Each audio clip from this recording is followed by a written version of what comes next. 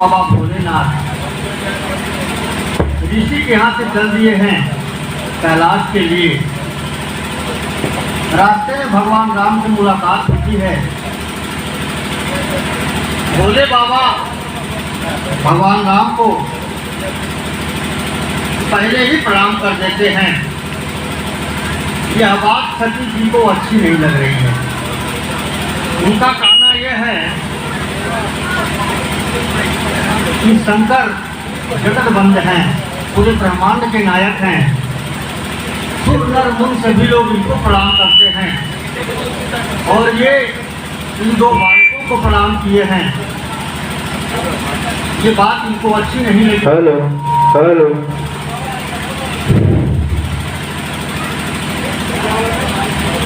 शंकर जगत बंद जगदीशा, सुर नर मुनि सब नावत सीसा। सती जी का कहना है, तीन नृप सुतहि तीन परनामा, कही सच्चिदानंद परधामा। इन्होंने प्रणाम किया है। इस बात का एक संशय हो गया सती जी के अंदर कि ऐसा इन्होंने क्यों किया। अस संशय मन भय अपारा, होयन हृदय प्रबोध प्रचारा। सती जी ने पूछा, प्रभु ये कौन है जिनको आपने प्रणाम किया है? सभी लोग तो आपको प्रणाम करते हैं, लेकिन आप इनको प्रणाम किए। दो बालक राजकुमार, इनसे आपकी क्या तुलना? आप जगत वंदनीय हैं, आपने इनको प्रणाम किया। इस बात का मुझे दुख है। कुंभ ऋषि गाई भगति जातु मैं मुनि सुनाई। देवी ये वही है जिनको मैंने प्रणाम किया है। कुंभ ऋषि जो जिनके यहाँ हम कथा सुन रहे थे, ये भगवान विष्णु है, मनुष्य अवतार में हैं। इन्हीं की कथा सुना रहे थे मुनिवर, और इन्हीं के भक्ति के बारे में मैं मुनिवर को बता रहा था। कोई मम इष्ट देव रघुवीरा, सेवक जाहि सदा मुनि धीरा। ये मेरे इष्ट हैं, जिनके नाम का जप करते समय मुझे मेरी समाधि लग जाती है। ये वही भगवान विष्णु हैं, मेरे परम इष्ट। मैया ने कहा, तो फिर ये यहाँ क्या कर रहे हैं जंगल में? ये आपके परम इष्ट हैं। इनकी कथा को कुंभ ऋषि सुना रहे थे। ये भगवान विष्णु हैं, कि जंगल में क्या कर रहे हैं? बाबा भोलेनाथ ने कहा, ये अपनी पत्नी को खोज रहे हैं। मैया ने कहा, इनकी पत्नी कहाँ चली गई है कि अपनी पत्नी को खोज रहे हैं? भोलेनाथ ने कहा, इनकी पत्नी की चोरी हो गई है, उनको खोज रहे हैं। तो मैया ने कहा, ये दो भाई हैं, दोनों भाइयों की दो पत्नी थी, या एक दोनों भाइयों के बीच में एक महिला थी, तो चोरी दोनों लोगों की औरतों की हो गई है या एक थी? बाबा ने कहा, नहीं एक थी। तो मैया ने कहा कि जब नारी एक थी और भाई दो हैं, पुरुष दो हैं, तो फिर उस नारी की चोरी कैसे हो गई? एक को रखवाली करना चाहिए था और एक को किसी काम से अगर कहीं जाना है तो वो हो जाता, लेकिन दोनों लोग कहाँ गए थे कि चोरी हो गई नारी की? बाबा ने कहा, हो तो यही रहा था देवी, लेकिन कुछ संजोग ऐसा बना कि दोनों भाइयों को हटना पड़ा मौके से और इनकी चोरी हो गई। तो माता ने कहा कि ये बात हमें नहीं पसंद आ रही, हमें विश्वास में नहीं हो रहा है। ये भगवान विष्णु जो जगत की रक्षा करने वाले हैं, अपनी नारी की रक्षा नहीं कर पाए। ये आप किसी तरह से भी समझाइए प्रभु, मेरी समझ में नहीं आ रहा है। बाबा भोलेनाथ ने कहा, नहीं समझ में आ रहा है, तुम इन्हें मनुष्य जान रही हो। जो तुम्हारे मन अति संदेहु, तो किन जाई परीक्षा लेहु। तो तुम जाकर के परीक्षा ले सकती हो, इसके लिए कोई पाबंदी नहीं है, लेकिन जैसे ही जाई मोह भ्रम भारी, करहु सो जतन विवेक विचारी। तुम परीक्षा लेने जाओ, तुम्हारा मोह का भ्रम जैसे भी दूर हो उसे दूर करो, लेकिन परीक्षा लेने में कुछ ऐसी गलती न हो जाए जो बाद में हमें माफ करने के लायक न रह जाए। विवेक से काम लेना। लेकिन मैया विवेक खो गई थी। मैया के दिमाग में ये बात आई कि मैं परीक्षा लेने के लिए वही उपाय करूं जिससे ये दोनों भाई बहुत जल्दी चक्कर में फंस जाएं। ये जिन्हें खोज रहे हैं मैं उन्हीं के बेस का धारण करके उन्हीं के बेस में बैठ जाती हूँ। ये दोनों भाई हाथ करके दौड़ेंगे और कहने की मिल गई सीता, मिल गई सीता। अब मैया विवेक से काम यहाँ इसलिए नहीं ले रही हैं कि बिनु सत्संग विवेक न होई, राम कृपा बिनु सुलभ न सोई। बिना विवेक, बिना सत्संग के विवेक नहीं होगा। और मैया ने सत्संग किया ही नहीं। गोस्वामी जी ने लिखा कि राम कथा मुनिवर जब खानी, सुनी महेश परम सुख मानी। गोस्वामी जी ने हाथ कर दिया, अलग कर दिया सती जी को कि सती जी कथा नहीं सुनी, केवल शिव जी कथा सुने। तो जब कथा सती जी सुनी नहीं, जब सत्संग हुआ ही नहीं तो विवेक आए कहाँ से? और विवेक गायब हो गया और बिना विवेक का काम हो गया ये कि परीक्षा इन्होंने ले लिया और परीक्षा लेने में बहुत बड़ी भूल हो गई। भगवान विष्णु को पिता मानते हैं शिव जी, माता सीता लक्ष्मी जी को माता मानते हैं, और सीता जी के देश में आने की वजह से अब परेशानी बढ़ गई। बाबा भोलेनाथ ने कहा कि आखिर परीक्षा तुमने लिया? बोली हाँ। परीक्षा लेने गई हैं, परीक्षा लेने गई हैं यहाँ। अब चिंतित है बाबा भोलेनाथ की, नारायण क्या होगा? जो आप लिखे हो, जो आपकी सोच हो वही करेंगे आप। चल दी परीक्षा लेने के लिए मैया चल दी है। तो यहाँ शंभो असमन अनुमाना, दक्ष सुता कहूँ नहीं कल्याणा। मोर कहे न संशय जाही, विधि विपरीत भलाई नहीं। वही है सोई जो राम रचि राखा, वो कर बढ़ावही शाखा।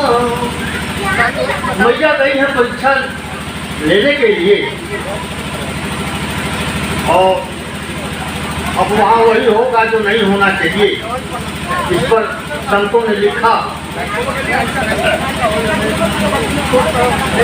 कि भजन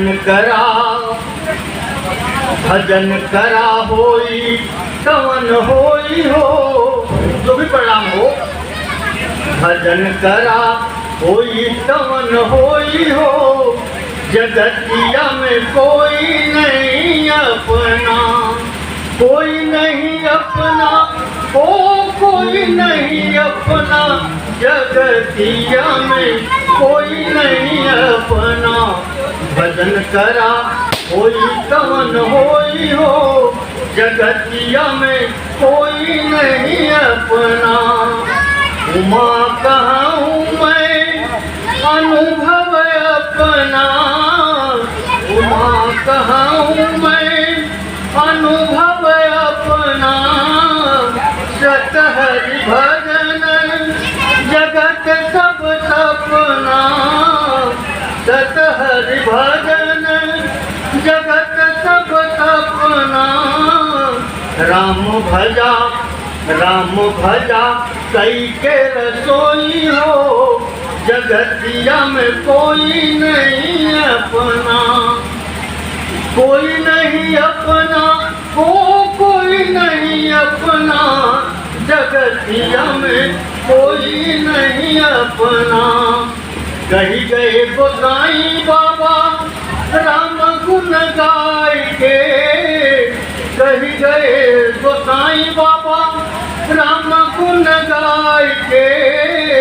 राम के भजन करा मनवा लगाय के, राम के भजन करा मनवा लगाय के। कलयुग में निस्तार तब होई हो, जगतिया में कोई नहीं अपना। भजन करा होई तवन होई हो, जगतिया में कोई नहीं अपना। माता ने सोचा मैं उसी तरह से परीक्षा लूं जो ये खोद रहे हैं। माता सीता का वेश बना ली। प्रभु आगे आगे हैं, लक्ष्मण जी पीछे पीछे हैं।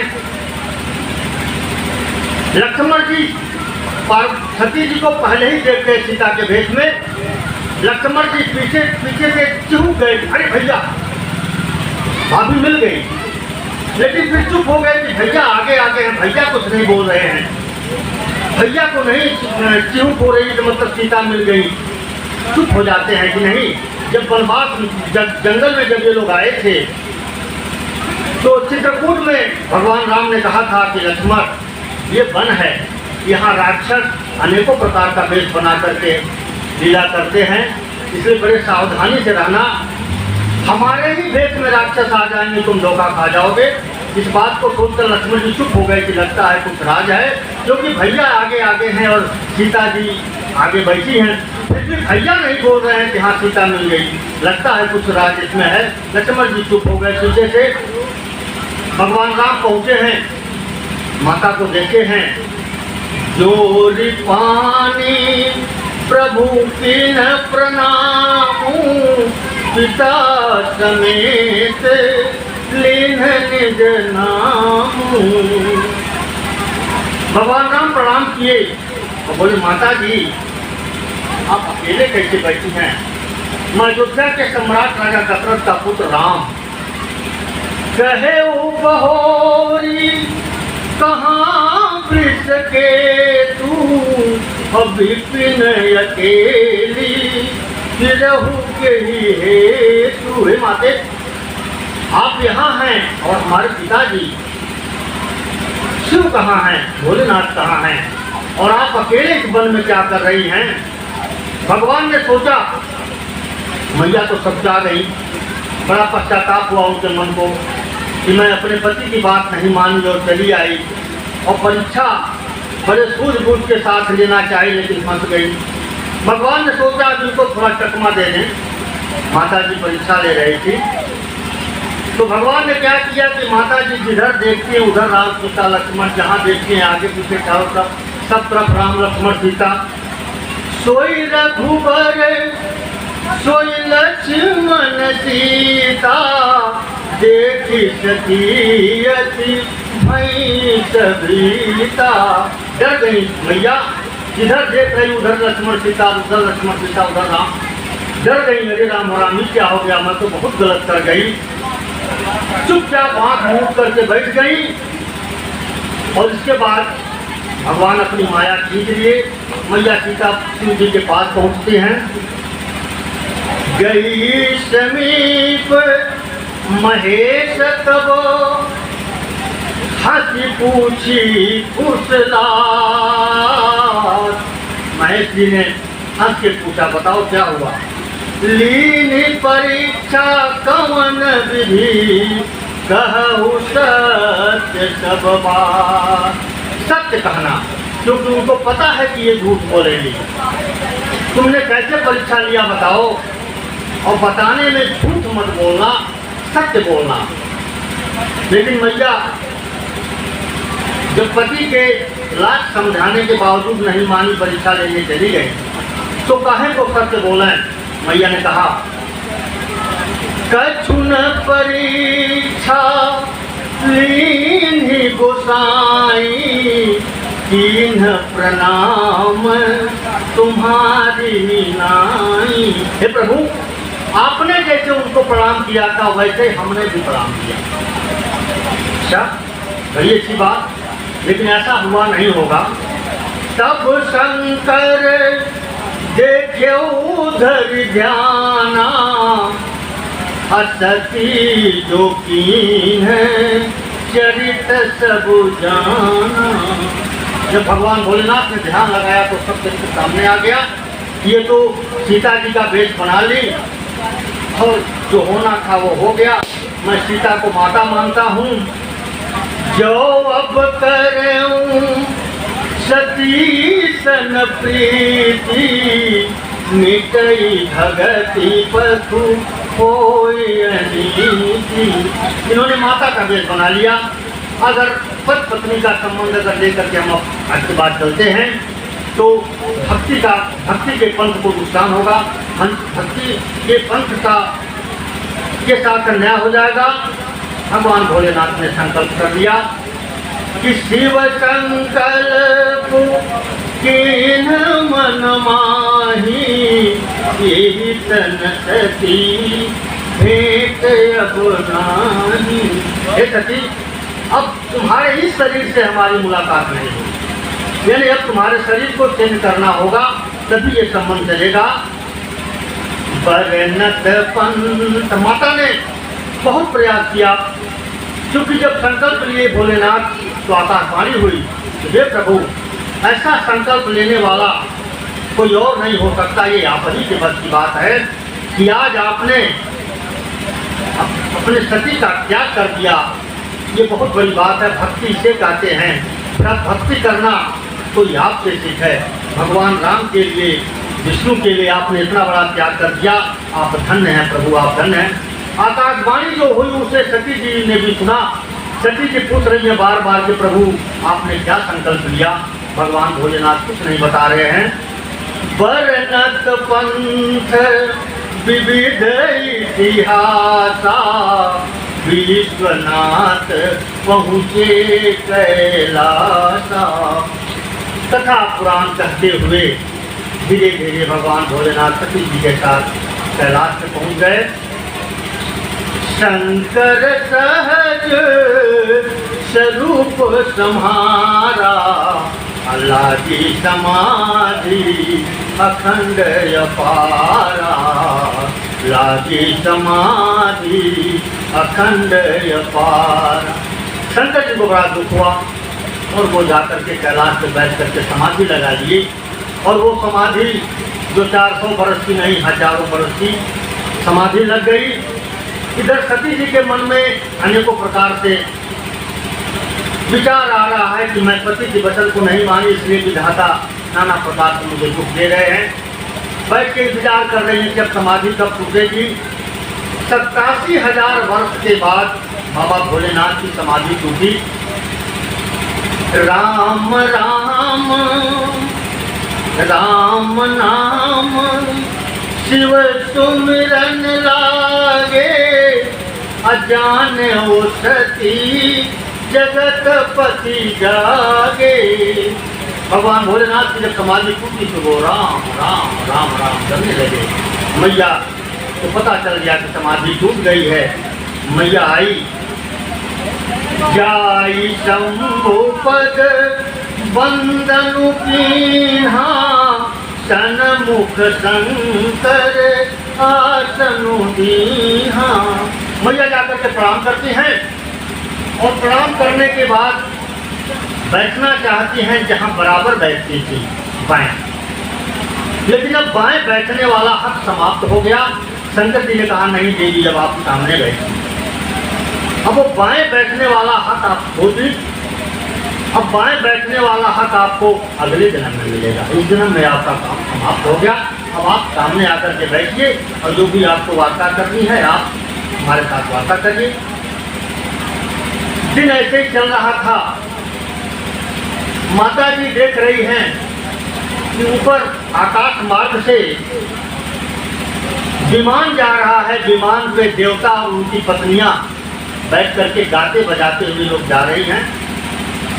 तो बाबा भोलेनाथ से पूछी कि महाराज स्वामी जी, ये विमान पे बैठकर के देवता लोग जा रहे हैं, उनकी पत्नियां भी हैं, गीत गौनई होती हुई जा रही है। लोग कहाँ जा रहे हैं लोग?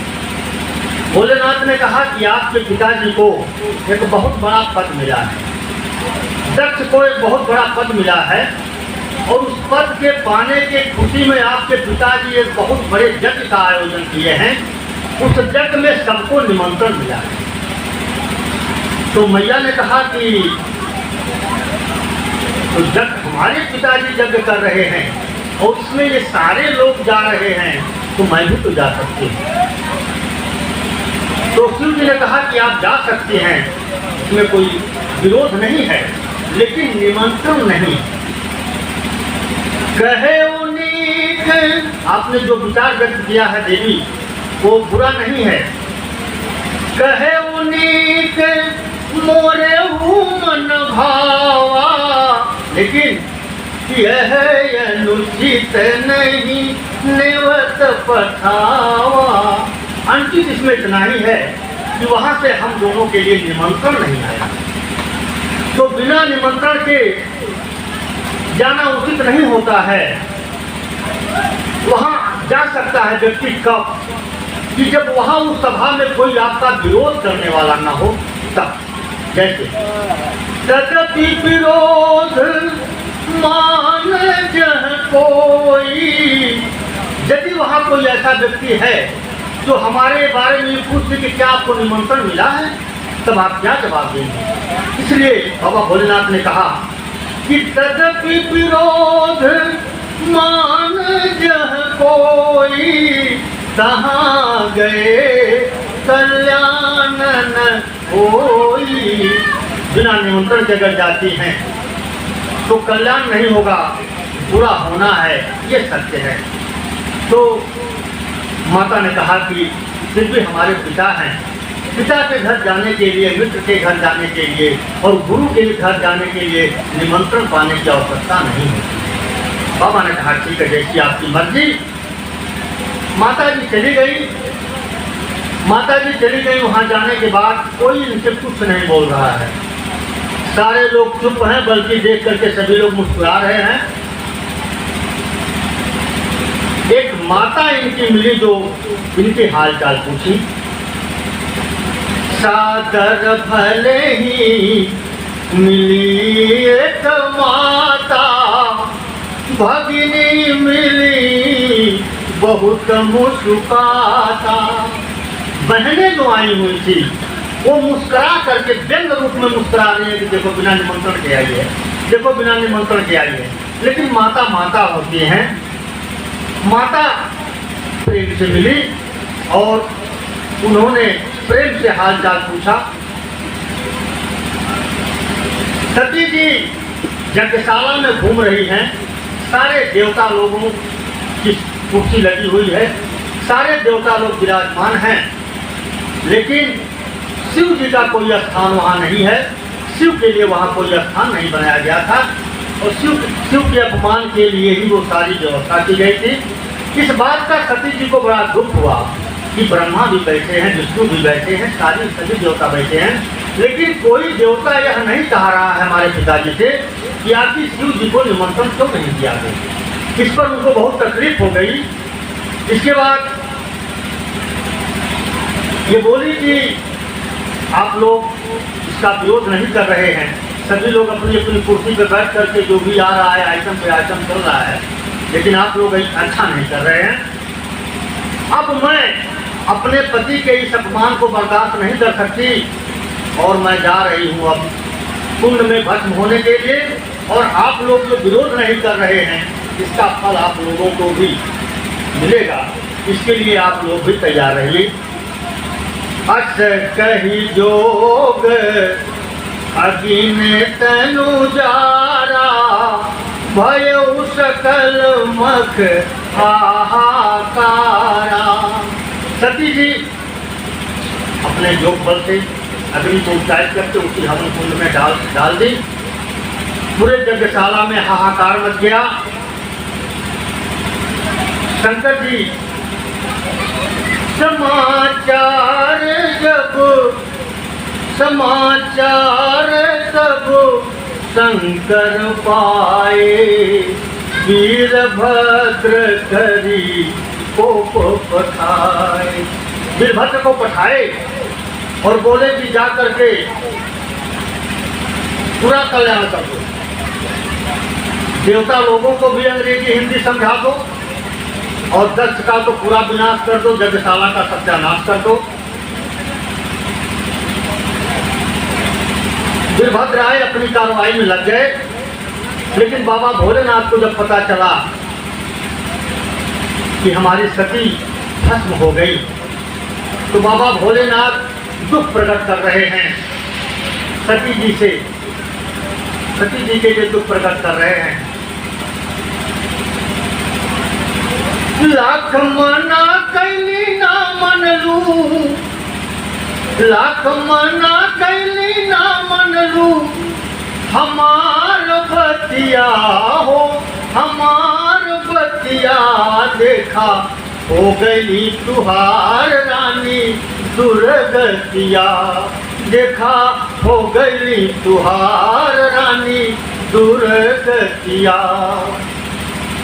हमने आपको बहुत समझाया लेकिन आप नहीं माने। इसे बताए कि देखो तुम्हारे पिता हमसे नाराज हैं और इस कंडीशन में, इस हालत में तुम्हारा वहाँ जाना उचित नहीं है, नुकसान होगा, किसी कीमत पे भलाई नहीं होगी हमारी। हम समझवनी दक्ष हमसे नाराज हुए, अब कहलू तू हमसे स्वामी, फिर भी हमार बाप हुए, फिर भी हमार बाप हुए। स्वामी आप जो कह रहे हैं वो भी ठीक है, लेकिन हमारे पिता हैं, अगर उनको कहीं से तकलीफ है आपके लिए तो उसके लिए आप विरोध कर सकते हैं। मैं उनकी पुत्री हूँ, मेरा मन बिना वहाँ गए नहीं जी सकता। बाबा भोलेनाथ जोगी हैं, लेकिन तुम्हारी लड़कियां भी बाबा भोलेनाथ का ही व्रत रखती हैं, क्योंकि बाबा भोलेनाथ सती जी की लाश को अपने कंधे पे रख के और ब्रह्मांड में चक्कर लगाए थे, ब्रह्मांड में घूमे थे, उस लाश को छोड़ नहीं रहे थे जिसमें जीव नहीं था। लेकिन राम जी का व्रत लड़कियां नहीं करती हैं, न औरतें करती हैं, क्योंकि गर्भवती स्थिति में भी राम ने सीता जी को वन में जंगल में छोड़ दिया था। इसलिए महिलाएं शिव जी का पूजन, शिव जी का व्रत, शिव जी का ध्यान, शिव जी का भजन करती हैं, राम जी का नहीं करती हैं। ये कारण है, आप लोग भी जान लें।